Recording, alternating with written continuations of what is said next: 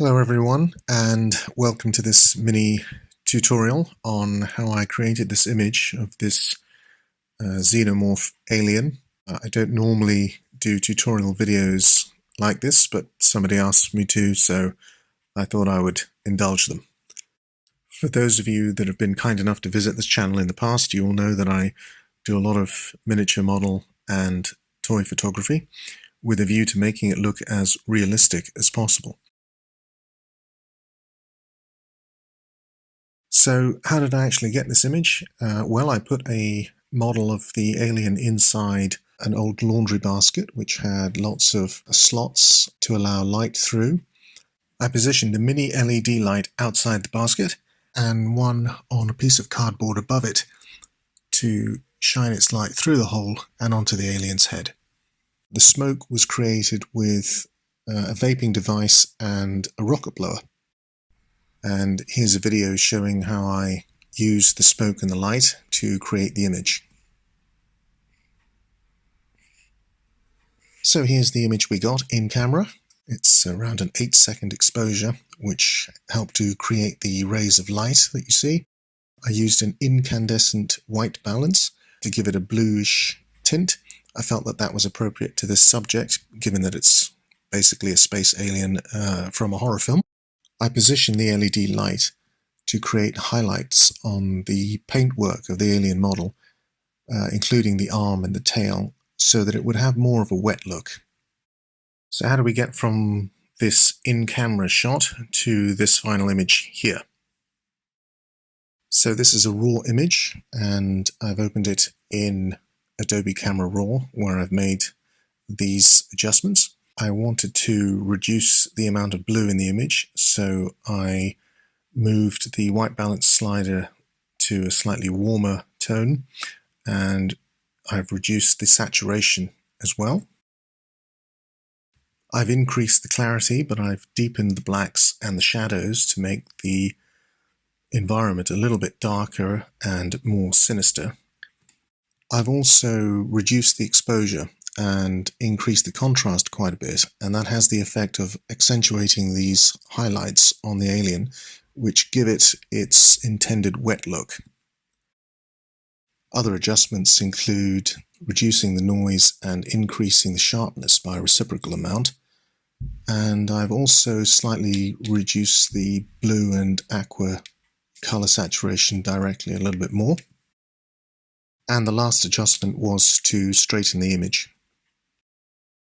So as you can see, we've gone from the original image on the left to this much more cinematic and realistic image here on the right, where we've deepened the blacks and accentuated the form of the alien model.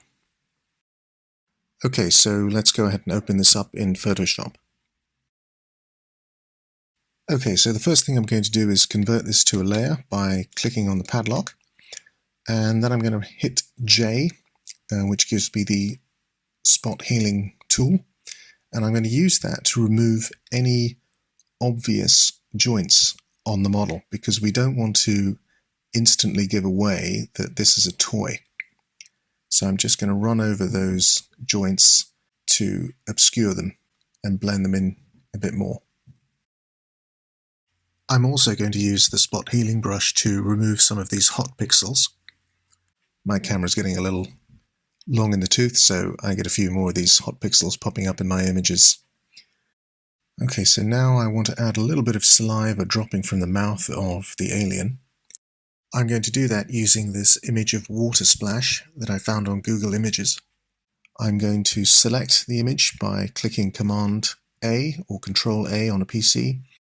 Then I'm going to copy it by clicking Command C, and then I'm going to paste it into our image by pressing Command V. Just click OK here. I'm going to change the blend mode to divide, and that just takes away the white and leaves the water. And it also allows the water to be lit by the areas of light within the image itself. I'm going to hit Command T so I can move the image and position it where I want around the alien's mouth. I'm also going to reduce it in size. I'm going to convert this layer to a smart object so that when I make adjustments to it, I can come back and change them at any time without having to redo the entire layer or go back on myself. So I'm going to apply a little bit of blur to this water or saliva layer because it's falling from his mouth and shouldn't be too sharp. I'm also going to apply a little bit of motion blur to it, just a tiny amount.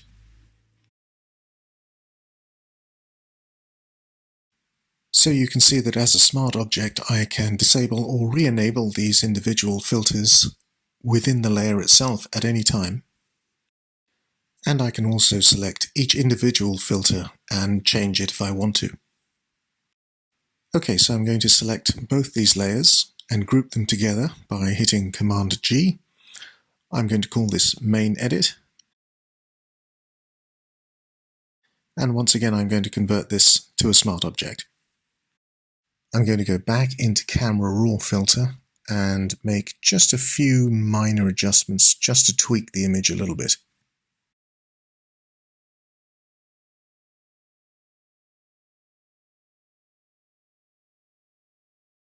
So we went from this image straight from the camera to this final image, which I think is a lot more cinematic and realistic looking. Apart from a few sliders in Adobe Camera Raw, we didn't have to do much to create this final image. And I think that proves that if you get as much as you can right in camera with your practical effects and so on, you don't have to spend much time playing with the image in post, other than to add things like saliva, of course, which is entirely optional. I think this image would work just as well without it.